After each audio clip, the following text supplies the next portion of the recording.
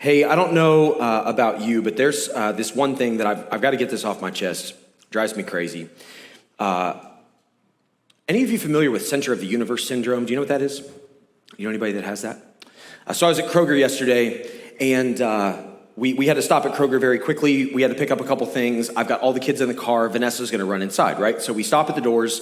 Vanessa gets out to go inside. I turn to go down an aisle just to park and wait. And as I turn down the aisle, there's a woman who is, I can only assume, on a Saturday afternoon walk. She did have a cart full of groceries, but she was in no hurry to get anywhere. It was just, a nice day, just a leisurely little stroll through the Kroger parking lot with her groceries. And where she positioned herself in the row, or in the aisle, I couldn't go around her without making it really obvious that, she was an issue.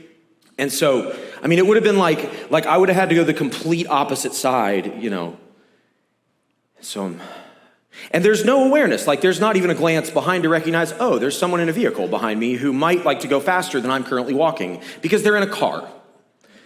No, she just taking her, about like this.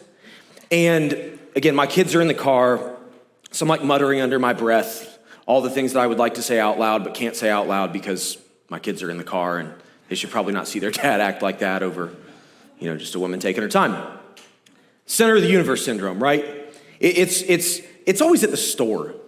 So, you got to go down an aisle to get to the Quaker Oat squares because they're the most delicious cereal.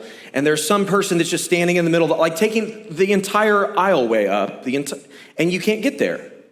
And so you're just waiting. You're going to get your, excuse me. But you don't want to come, so what do? You go all the way around out to the other side. Center of the universe syndrome, right? Do you know any of these people? Have you interacted with any of these people?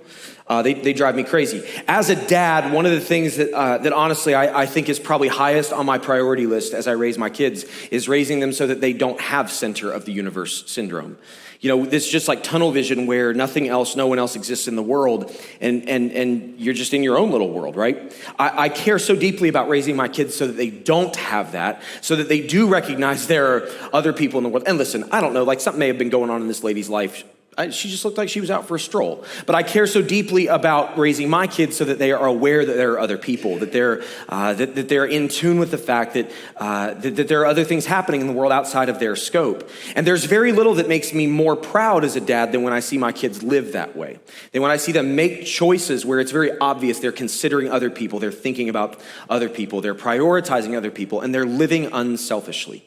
Now, we're finishing up this series today called Great Kids, and it was very brief. It's just 2 parts, last week and this week. In the series, we're looking at a couple of biblical principles to help raise great kids. Now, a couple caveats. The first is, if you were around for the Foundations series that we just finished, that's great. If you weren't, that Foundations series actually ties right into this series. In fact, I almost called this series Foundations Parenting. They were kind of born out of one another. And I'm planning on doing some sort of a marriage family series in the fall. All of that was born out of this Foundations series. So the principles we talked about in Foundations are directly applicable to parenting. They're important. If you missed that, you can always catch up on those online. The second important thing to note is that for many of us right now, for me, I'm right in the thick of parenting. This is super applicable stuff for me probably when I go home today. Maybe even before I go home. I don't know. It's possible I might need to apply good parenting principles before we even leave this building today. However, for some of us, we aren't in that boat. And so for some of us, maybe we have grown kids who are out of the house. For some of us, maybe we don't have kids at all. And so what I want to say to those of you who are not in the thick of parenting little kids right now is, number one, if you are a parent but your kids are grown, you never stop being a parent. And so the principles now still matter, even if your kids are grown. Secondly, if you don't have kids at all, it's important that you still learn some of these principles because you have people in your life who do have kids. And as a dad, what I can tell you is that sometimes I really need help. Sometimes I need somebody to remind me of truths that I have forgotten. Sometimes I need somebody to talk me off a ledge when I'm ready to hang my kid out a window by their toes, which I don't do, even though I want to sometimes. I need people to encourage me when I'm down. I need people to speak truth into my kids' lives. As a parent, it is so important that there are a variety of people around me who also are, in a sense, helping to raise my kids. That's what the body of Christ is all about. And so even if you don't have kids, it's still important that you learn good, healthy, biblical parenting principles that you can help the parents who are in your life with when they need it, all right? So those are the two caveats. Now, I would imagine that if I polled all the parents in the room and I said, okay, you got a choice. Your kid can either live with center of the universe syndrome or your kid can live without center of the, you pick one. Which is it? I would imagine that 100% of us would probably say we would prefer our children to live without center of the universe syndrome, right? We want to raise kids that are kind. We want to raise kids that are thoughtful. We want to raise kids that are compassionate. We want to raise kids who are selfless. We want to raise kids who don't think the world revolves around them. But you also know that as a parent, for every time that your kid acts in a way, and my kids do, by the way, all three of my kids have great hearts, and all three of them in different ways often will prioritize people above themselves. But it seems like for every time they do that, then they'll just flip around and do the opposite. You know? Like that's the frustrating thing about parenting. It's like, oh man, like we're getting something right. Oh, maybe not. And there's no formula. There's no magic sauce. There's no just thing that I can brew up, a thing that I can bottle and say, here it is. Here's the solution. Give your kid this, and they'll live selflessly for the rest of their lives. Now, if you're a parent and you manage to discover this secret, please let me know. We'll make some money together. There's no way to guarantee, it doesn't matter what you do as a parent, there's no way to guarantee that your child will grow up to live kind, compassionate, selfless lives. Sometimes even the best parents have a kid that grows up and when they start to make their own choices, they just don't choose that. But I do think that there's a way to set ourselves up for as much success as possible. And so we're gonna take a look at the Bible to figure out what that is. We're gonna start in Exodus chapter 34. Now in Exodus chapter 34, the Bible, the biblical narrative to this point is that God has delivered his people, his chosen family, the nation of Israel. He's delivered them from slavery in Egypt, where they were slaves for about 400 years. And they've begun a journey east through the desert toward the promised land that God had promised them many years before. And on the way, they set up camp at a mountain called Sinai. Now, a lot of really important stuff happens. This is about 3 months into the journey, and a lot of really important stuff happens at Sinai. One of the very first things is one of the most significant, and is going to really help us today, but I'm going to tell you up front, at first, it's going to seem like, what on earth does this have to do with parenting? And also, it's one of the most problematic passages in the Bible, okay? So we get to tackle that today. So in Exodus chapter 34, God has led the people to the base of Mount Sinai, to the foot of Mount Sinai. And he tells their leader Moses, I want you to come up to the top of the mountain, bring 2 stone tablets with you. And if you're familiar with the Bible, you might know that 2 stone tablets are what God ends up writing the 10 Commandments on. So this is all kind of surrounding that story. God says, come up to the top of the mountain, I'm going to meet with you there. And we're going to pick up the story right there just as Moses gets to the top of the mountain in Exodus chapter 34, verse 7. It says, and he being God, he passed in front of Moses, proclaiming, the Lord, the compassionate and gracious God, slow to anger, abounding in love and faithfulness, maintaining love to thousands, and forgiving wickedness, rebellion, and sin. I love this part of Exodus. This is one of my favorite parts of the Bible. In fact, I learned several months ago, and I've used this a couple times recently, but I learned a couple of months ago that this is the most quoted verse inside the Bible, like where it quotes itself, that there is. And it's interesting because Moses had already been following God for some time. Like he knew God. But it's in this moment, it's almost like God went, hey, you've known a part of me, but now I want to show you more. I want to give you an even deeper understanding of who I am, of what like at the very core of my character, of who I am. And this is how God describes himself. Compassionate and gracious, slow to anger, abounding in love and faithfulness, maintaining love to thousands. Now, as nice as this part is, and by the way, that part's not in your message notes because there just wasn't room, but as nice as that part is, it immediately flips. and becomes what for a lot of people, and honestly for me before I kind of understood what was happening, it becomes one of, if not the most difficult to understand and to accept portions in the Bible, all right? So this is what God says, and then immediately, like the next words out of his mouth, yet he does not leave the guilty unpunished. I'm okay with that part. The next part, not so much. He punishes, and if you're a note taker, I want you to circle that word, punishes. We're going to come back to that. He punishes the children and their children for the sin of the parents to the third and the fourth generation. Now, this verse, there's actually another verse earlier, a little bit earlier in the story, where God says a very similar thing. And those verses in tandem are at the center of a particular theological strain of Christianity that I have a big problem with, known as generational curses. And you might be familiar with this term. That term might give you church PTSD. I don't know. But this verse is an issue. And it's an issue for me for a couple of reasons. Number one, I like the idea of the compassionate and gracious God who's slow to anger, who's abounding in love and faithfulness, who extends love to thousands, forgives wickedness, rebellion.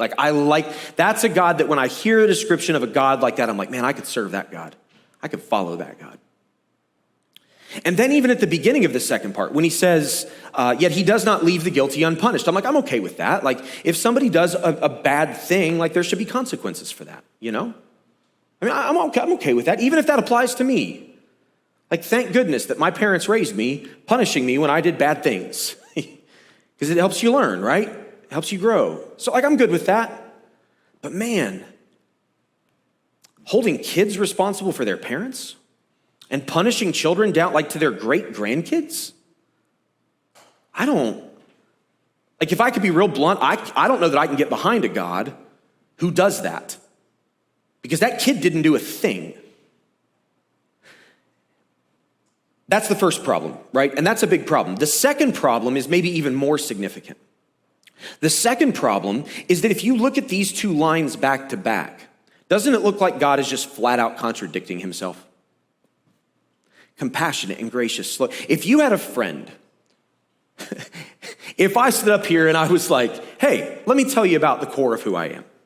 I'm compassionate and gracious, and I'm slow to anger, and I love people. But if that person does me wrong, I'm going to hold it against their great-grandkids. You'd be like, I don't think you know what that first part means. How can I describe myself this way if then I say, but I'm going to hold innocent people who had nothing to do with the thing guilty for stuff that their great-grandparents. That's not loving. That's not gracious. That's not kind. That's none of those things. And so just within this very brief section, it appears that God is completely contradicting himself. And most of the people that I know who have walked away from their faith, they've walked away from their faith for reasons like this. They look at this verse and they go, if God can't even keep his stuff straight, why would I trust him? And to be honest, with something like this, I'm like, that's fair. But there is a but. There's more going on here than meets the eye. We're going to take a little bit of a side journey that's going to get us back. So stay with me for a moment. This is going to come full circle. The Bible is not the type of literature we sometimes think it is. I mean, at its core, the Bible is a book. It was authored, it was written. It's a book. I think a lot of times we approach the Bible as if it's like a biography or a historical textbook or something like that. But that's not actually like the literary genre that the Bible would belong to. In the most technical sense, the Bible is known as ancient Jewish meditation literature. Now, I don't know about you. That's not high on my reading list. That genre is not something that I normally fill my time with outside of the Bible. Ancient Jewish meditation literature, like any type of meditation literature, as you might imagine by its name, means that you've got to kind of sit in it. It's not just something you read one time, get the full meaning, boom, done, that's it. In fact, that's one of the things that I think is the most beautiful about the Bible. I've been reading the Bible for my entire life, basically.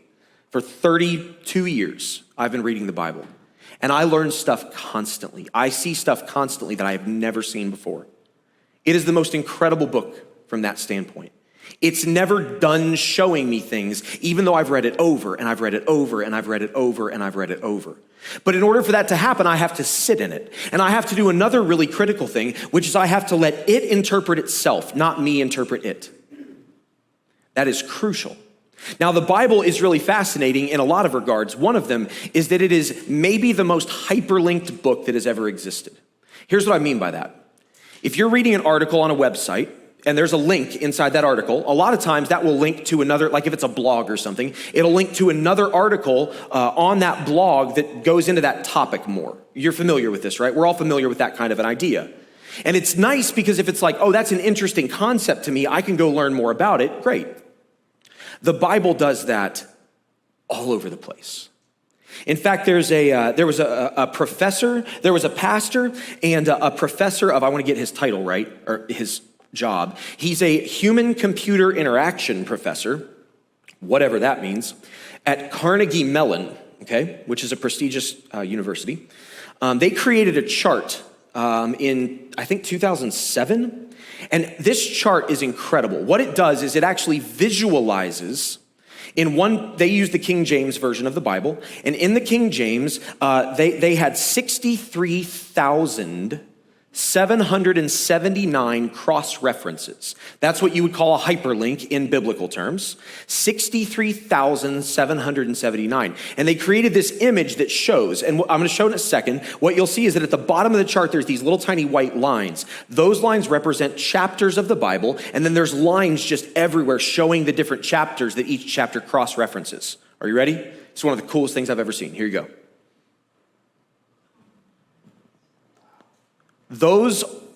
That's just this one particular version. Okay, I've seen other versions of this chart, other variations. There was another organization that recently did a similar thing where they used the NIV and they had over 330,000 cross-references. That's 67,000. Here's the point. The Bible does this unbelievable thing where like people, places, themes, ideas, words, they're all over the place. And so when we come across a really problematic thing like this verse is, instead of just going, well, the Bible says it, if we go, I'm not okay with that, we should wade in a little deeper.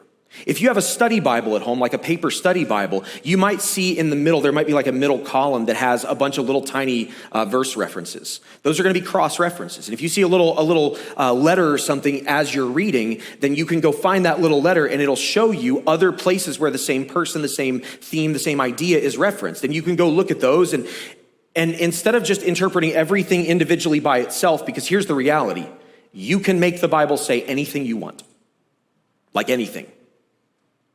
People have done it for the entire history of the Bible. You've got to take what the Bible says as a whole and understand it as a whole, not just individual isolated parts. Now, if that sounds overwhelming, that's okay. It can be a little bit. But the idea is that over time, with time, as you take time to just sit in the Bible, it reveals itself to you more and more. And that's one of the main jobs, I think, of a pastor, is to do a lot of that research that maybe you don't know how to do yet, or maybe you don't have the resources to do. And so within that, there's another verse in the book of Ezekiel that actually is going to help us understand what's happening in Exodus 34. All right? In the book of Ezekiel, God is speaking to a man named Ezekiel. He's a prophet. God gives him a message. He gives it to God's people. And in the book of Ezekiel, chapter 18, God says something that is, it seems like it just, again, contradicts what he said earlier. So Ezekiel chapter 18, verses 2 through 4, God says, what do you people mean? And he's speaking of the nation of Israel. What do you people mean by quoting this proverb about the land of Israel? The parents eat sour grapes, and the children's teeth are set on edge. Now, this is a phrase much like we might say, don't throw the baby out with the bath. Don't count your chickens before they hatch, right? That would be kind of a modern day proverb. Just a quick little wisdom saying that teaches a truth.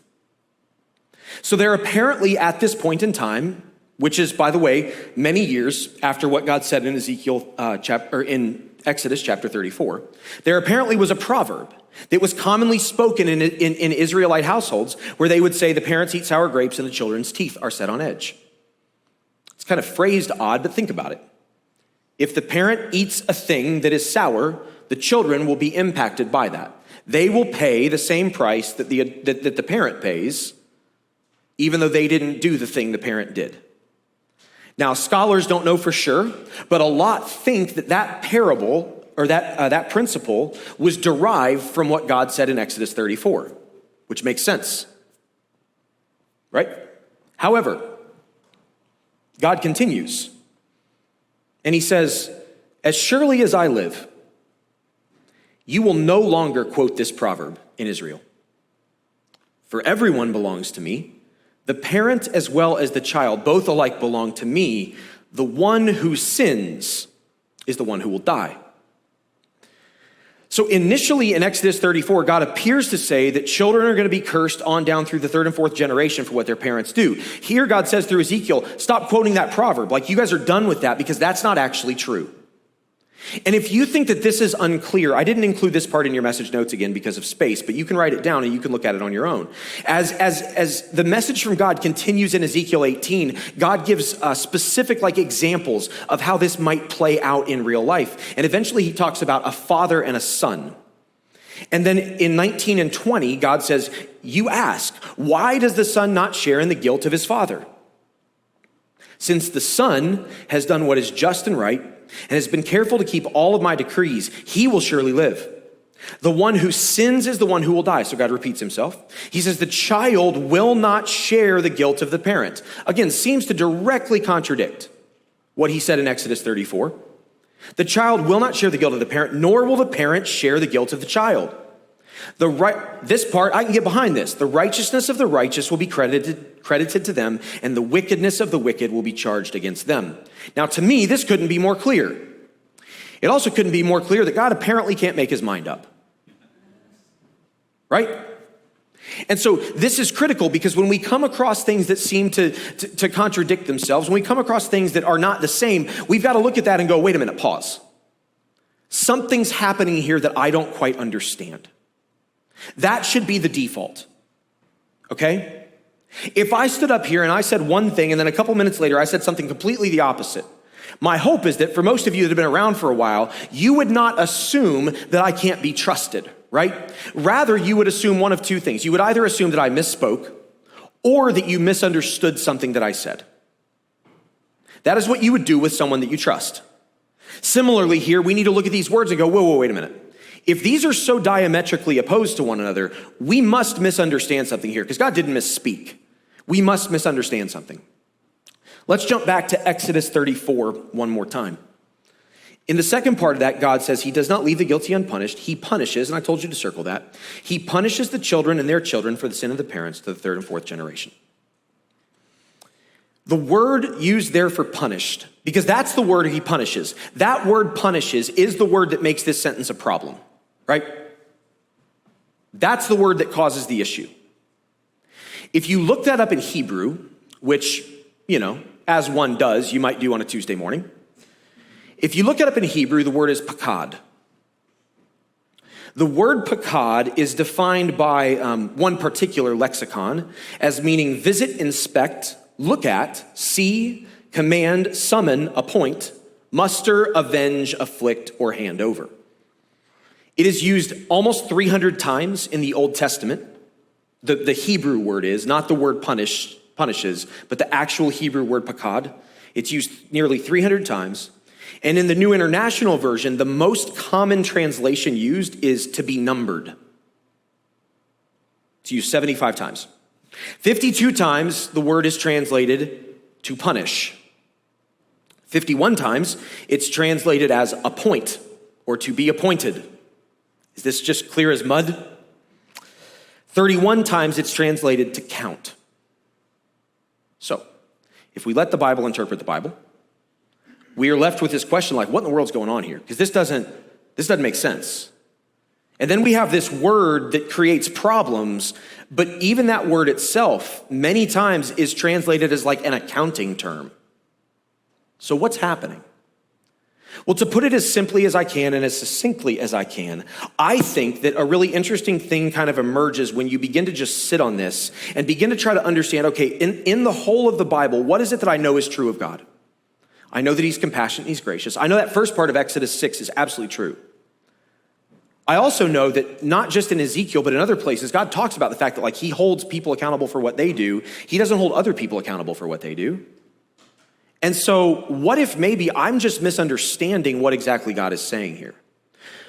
What if then as I look at this word and I think about like to be numbered or to keep an account of, what if rather than thinking about that in terms of punishment in the sense that we think of punishment, what if we said it this way? I believe what God is saying to Moses in Exodus 34 is that children mimic what is modeled. Children mimic what is modeled, okay? I think that's what's happening in Exodus 34. Now, you might be sitting there thinking, how in the world did you get there?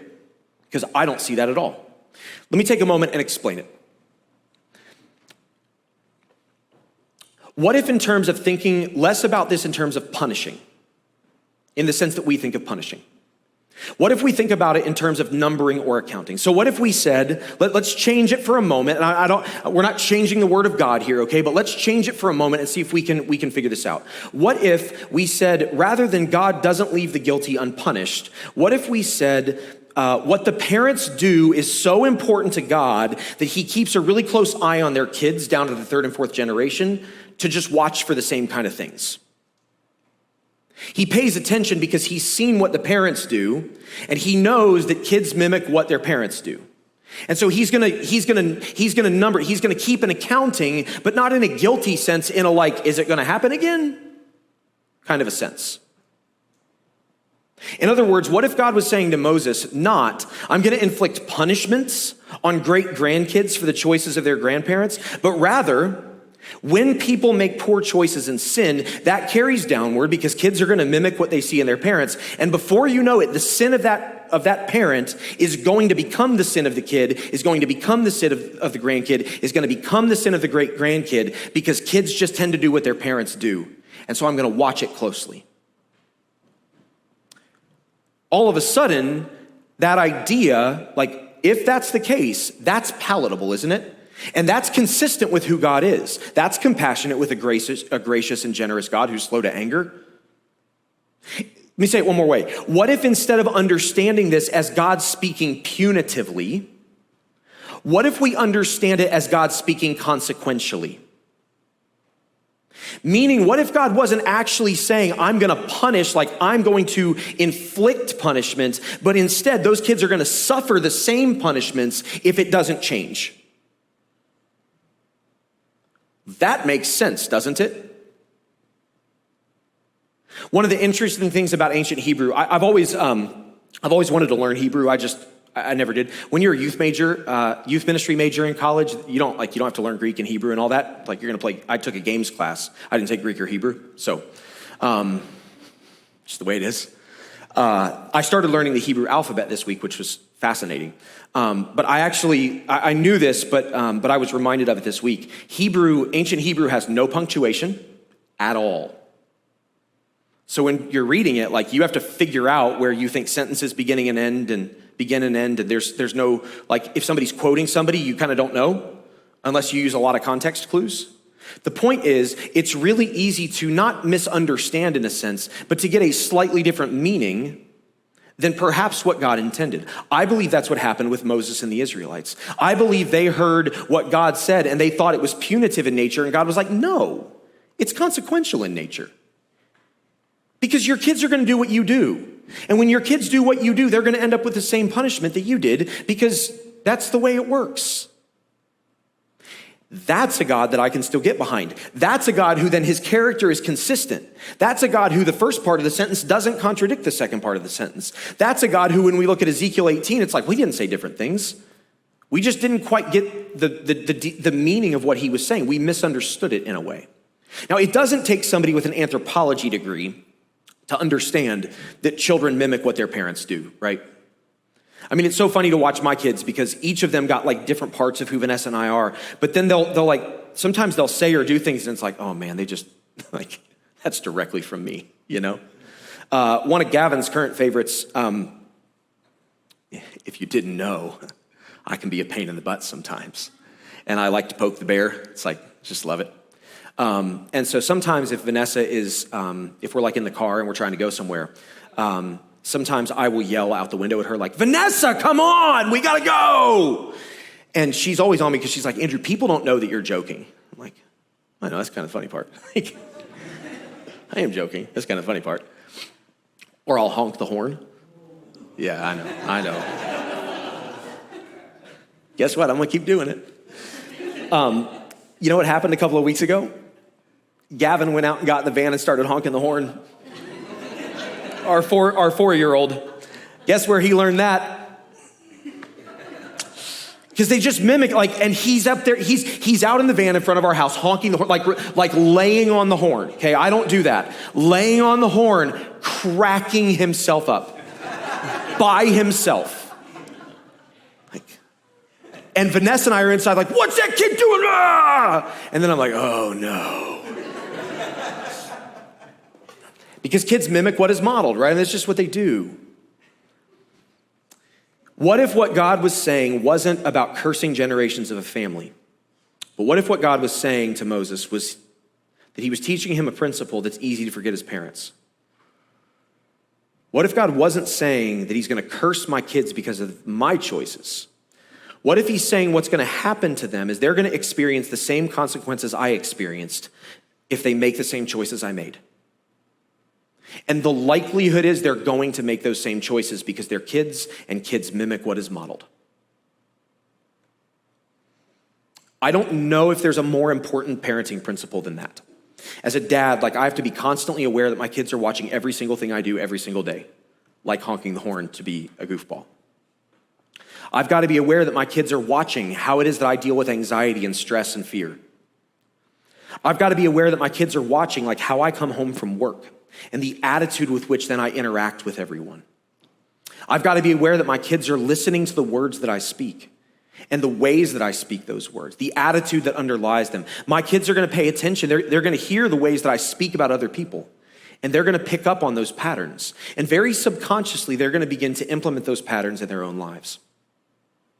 If you have kids that are older, probably you've watched a lot of things they do and gone, man, I did those same dumb things, right? I did the same stuff. And even if you try to teach your kids, a lot of times, they just got to learn the hard way, right? Kids mimic what is modeled. And as a dad, I have to remember that constantly. They're watching everything that I do, and they're not doing that consciously. It's all happening subconsciously. Another way to say it would be kids are learning what normal behaviors are by watching the normal behaviors of me and of Vanessa. And I've got to keep that in mind all the time. And honestly, sometimes it's exhausting. But more significantly, it's so easy to just get busy in life and not think about that truth. So then the question is, if my kids are going to mimic what they see, what is the most important thing that they see? Fortunately, if you're a Christian, we don't have to look super far for that. In Matthew 22, Jesus was asked by the religious leaders what the most important thing was, the most important rule God had given. And Jesus replied, love the Lord your God with all your heart, and with all your soul, and with all your mind. And if you notice, that's in quotes, inside quotes, right? Do you see that? Jesus is actually quoting something that we're going to move to in just a moment. Jesus says, this is the first and the greatest commandment, and the second is like it. He says, love your neighbor as yourself. And then he says, all the law and the prophets. And again, if you notice, law is capitalized and prophets is capitalized. Those are proper nouns that are referencing what we now know as the Old Testament of the Bible. The law and the prophets was kind of the common vernacular for first century Jews to refer to their scriptures, which are what we know as the Old Testament. So what Jesus is saying 100% without question here is love God with all you are, love people the same way, everything else, all the law and the prophets, all the scriptures, that's what all that says. If you boil it all down, that's what it says. This would have been a fairly radical thing for the people that he said it to hear. Now, if you've been in church for any period of time, good grief, I've quoted this enough times here over the years. You've heard it. But what was it that Jesus was quoting at the beginning?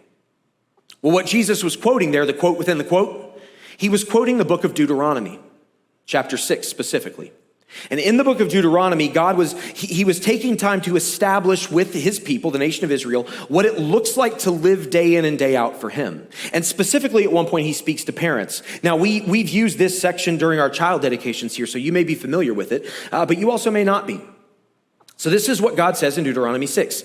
He says, "Hear, O Israel, the Lord our God, the Lord is one. Love the Lord your God with all your heart and with all your soul and with all your strength." That's the specific line Jesus was quoting. And so as Jesus says, here's the most important thing, he quotes Deuteronomy 6. Well, God doesn't stop there in Deuteronomy 6. He says, "These commandments I give you today are to be on your hearts," like inside you. Not just in your brain, but like in your being. And then God says, here's what it should look like day to day. Impress them on your children, parents. Talk about them when you sit at home and when you walk along the road. Now, to be clear, very quickly, this was about 3,500 years ago. They didn't have tons to do. Sitting at home and walking along the road, like that was a lot of their life. Okay? So like we might say this as, talk about them when you're watching Netflix, when you're driving your car to that sporting event, when you're getting your kids ready for the bus. Like the idea here is talk about them constantly. Talk about them in all arenas of your life. Talk about them when you sit at home and when you walk along the road. Talk about them when you lie down and when you get up. End your day with them, begin your day with them. Tie them as symbols on your hands, which by the way, no Israelite literally did that. That's a metaphor. Tie them as symbols on your hands and bind them on your foreheads. Write them on the door frames of your houses and on your gates. In other words, make everything in your life about these things and even put them all around your environment so that you won't forget to make this the center. Because God knew something important. We forget to make him the center of stuff. And then just a few verses later, God says why this is so important. He says, in the future, when your son, so dad, when your son asks you, why do we do all this stuff? You tell him, we were slaves of Pharaoh in Egypt, but the Lord brought us out of Egypt with a mighty hand. Before our eyes, the Lord sent signs and wonders, great and terrible, on Egypt and Pharaoh and on his whole household. And God continues from there. I've just brought part of that today. So when your kids ask you, Dad, why do we live like this? Like, why do the choices we make, why are they different from what other people do? You tell them, because God is powerful, and because God is good, and because it is God who saved us, and because it is God who set us free, and it is God who provided, and it is God who sustains, it is God who's done it all. It's God who's been good to me, and so I'm gonna gladly do what he asks because he's the one with all the power, and he's the one who deserves it. So center your whole life around God. And then when your kids ask why, tell them, because God did things that no one else could have ever done for me. God saved me. God set me free. God has provided. God has been good. God has never failed.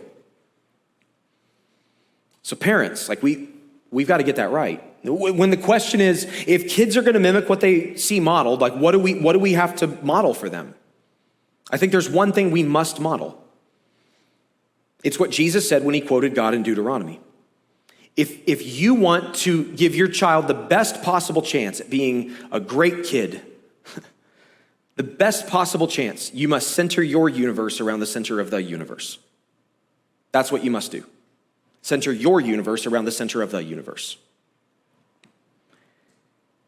If there's nothing else that you model for your kids, but you model that, it gives them the best possible chance. Center your universe around the center of the universe. See, for a lot of us, we don't actually orient our worlds around God. We like to think he is, but in reality, the things that occupy our time and our energy, our attention, they're other things. And it makes sense because it's easy to orient ourselves around stuff we can see, right? So we orient ourselves around our jobs or around our careers or around our families or around our kids' sports schedules or sometimes around our kids themselves. But we orient our world around all these things that we think matter and that we think are good. And you know the easiest way to tell what you're oriented around? What is it that makes the decisions when there's a conflict? That's the easiest way to tell. What is it that makes the decision when there's conflict? And for so many of us, we like to think that we orient ourselves around God, but if we actually were to take time and step back and say, what is it that takes most of my time? What is it that takes most of my energy? What is it that takes most of my resources? What is it that when there's a conflict between those things, what makes the decisions? The reality is for a lot of us, we don't actually orient ourselves around God, but we orient ourselves around other things. Now, we're going to get ready to close today, but I want to teach you something really cool. Well, I think it's cool. You might not. I teased this morning during huddle. There's a physics principle that we all learned in school that was wrong, and so I'm going to teach you a little physics today to hopefully help illustrate this idea that it's easy to orient ourselves around what we see. Did you know that the sun isn't the center of the universe, of the solar system? Did anybody know that? Is anybody yeah, you did? Of course you did. Scott, you're the smartest guy I know, Scott. The sun is not the center of the universe. That's what we're taught, but that's not actually true. There's a thing called a barycenter. Anybody familiar with that term? B-A-R-Y center, C-E-N-T-E-R, barycenter. A barycenter is defined as... where is it? Here we go. A barycenter is the center of mass between two or more bodies, and those two or more bodies all orbit around that center of mass. So if you've ever seen, if you took two tennis balls and put a string between them and tossed them up in the air, they would orbit around a fixed point in the center that is the exact center of mass between those two objects. If you change one of those to a pool ball, those of you who are kind of good at physics, you can imagine already what would happen if you did the same thing. If you tossed it, they would not orbit around a point near the center. They would actually orbit around a point very close to that pool ball, because the pool ball's mass is so much more significant. Well, in the solar system, it's the same. There's actually a fixed point called a barycenter that everything, including the sun, orbits around. Now, the sun has so much mass that the barycenter of our solar system is very close to the center of the sun, but it is not the center of the sun. Similarly, the moon doesn't actually orbit the earth. There's a fixed point in between the moon and the earth that, by the way, is very close to the center of the earth because the earth's mass is so much greater, but that both the moon and the earth actually orbit around. Now, try to teach a 7-year-old that. That's going to be challenging, right? Because you can't see that unseen point. Similarly, in our lives, it's so easy to orbit around the things we see because they're staring us right in the face. It's easy for our lives to orbit around the career and the family, and it's also easy because in a lot of cases, those are good things. But it's easy for us to put our family at the center of our universe. But that's a role our family was never designed to fill. Instead, there's an unseen force that is holding all of it together. And if we're not real careful, we won't orbit around that unseen point because, well, it's unseen. And it takes a very purposeful action to do it. So parents, it's easy to look at the things we can see and make them the center. But as parents, it's our job to center ourselves around the unseen thing. We can see what our kids can't see. We have experiences they don't have. We've seen God work. We've seen his power. When our kids can't understand why we center ourselves around God, we just keep doing it because kids are going to mimic what is modeled. So if you want to raise great kids that are thoughtful and unselfish and all those things, you got a job to do. Your kids are going to mimic what is modeled. So whatever you center your life around is what they'll center theirs around. If you center your life around money, your kids will learn to center theirs around money. If you center your life around work and your career, they'll learn to do the same. If you center your world around sports, what's going to happen? Parents, if you center your lives around your kid, what's the outcome? They're going to be that lady in the Kroger parking lot that I met yesterday.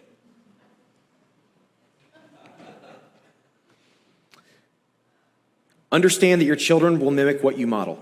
Understand that the things you orient your life around will be the things they orient theirs around. So be purposeful and be intentional. Choose where your time, your energy, and your resources go. Because whatever you center around will be what they center around. So you can center your universe around things that are seen, things that are common, things that appear to matter, or, just like everything in our solar system, orients itself around an unseen barycenter. You can orient your universe around the unseen but very real center of the universe. The God who saves you, the God who frees you, the God who provides for you, the God who sustains you. So you can choose to orbit around him and give your kids the best possible chance to center their world around the right things too. Let me pray for us.